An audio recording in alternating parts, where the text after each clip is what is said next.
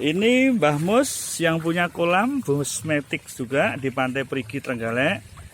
Kita angkat anconya. Ini umurnya sama 55 hari. Luar biasa. Ini sudah size 50 ini, Pak. Pun sampun, luar biasa. Pertumbuhannya cepat banget. Ini pemiliknya Mbah Mus. Nah, ini beliaunya yang punya kolam. Luar biasa. Pertumbuhan super cepat. Dengan siang hari pakai kincir filter akuarium. Tuh ya, filter akuarium. Terus kalau malam hari pakai mesin kapal.